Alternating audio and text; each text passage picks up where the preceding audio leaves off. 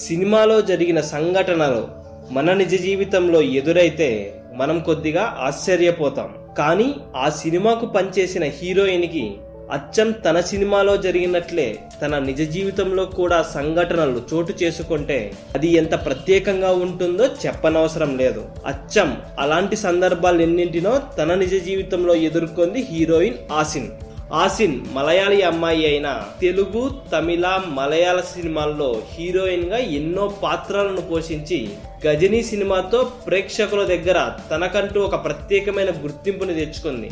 Hindi గజనీలో hero Aamir Khan తో కలిసి నటించి అందరినీ మెప్పించి దేశవ్యాప్తంగా ఎంతో మంది అభిమానులను సంపాదించుకుంది.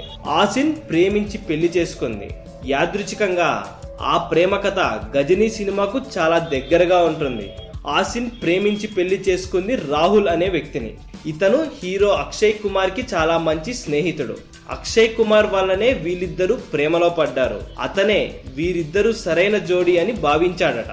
ఇక గజనీ సినిమాకి ఆసిన్ నిజ జీవితానికి ఎన్ని పోలికలున్నాయో వింటే నిజంగా ఆశ్చర్యపోతారు.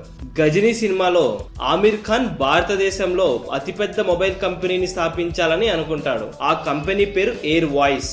దాని బ్రాండ్ కలర్ ఆరెంజ్. ఇక నిజ జీవితంలో ఆసిన్ భర్త అయిన రాహుల్ మైక్రోమాక్స్ సంస్థ వ్యవస్థాపకుల్లో ఒకరు. ఆ సంస్థకు సీఈఓగా కూడా బాధ్యతలు నిర్వర్తిస్తున్నారు.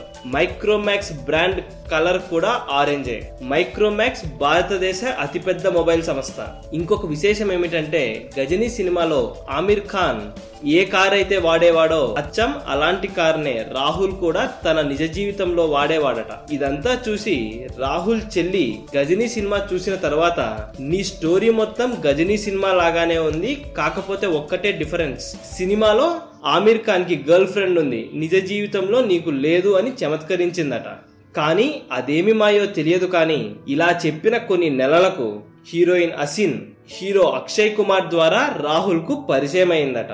అలా యాదృచ్ఛికంగా గజనీ సినిమా హీరోయిన్నే నిజ జీవితంలోకి రావటంతో ఒకవైపు ఆశ్చర్యం, మరోవైపు ఆనందం వేసిందట రాహుల్ కు. హీరోయిన్ ఆసిన్ గజనీ దర్శకుడు మురుగదాస్ ని ఒక విషయం అడిగిందట. మీ పెన్నులో చాలా పవర్ ఉంది. మీరు సినిమాలో ఏమి రాశారో నా నిజ జీవితంలో కూడా అదే జరిగింది. కానీ గజనీ సినిమాని మీరు 2 సార్లు తీశారు. 2 సార్లు అందులో నేను చనిపోయినట్లుగా చూపించారు. 3వసారి గజనీని తీసేటప్పుడు మాత్రం నా పాత్రను చంపేయకండి. అది నిజంగా నా నిజ జీవితంలో జరుగుతుందేమోనని భయంగా ఉంది. రాహుల్ లేని జీవితాన్ని నేను ఊహించుకోలేను. ఈసారి మాత్రం సినిమాకు హ్యాపీ ఎండింగ్ రాయమని సూచించిందట.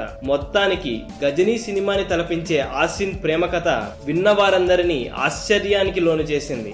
ఆసిన్ తన జీవితాన్ని సాఫీగా, ఆనందంగా గడపాలని కోరుకుంటూ ఇలాంటి ఇంట్రెస్టింగ్ అప్డేట్స్ మీరు మరిన్ని తెలుసుకోవాలంటే మా ఛానల్ ని సబ్స్క్రైబ్ చేయడం మాత్రం మర్చిపోకండి.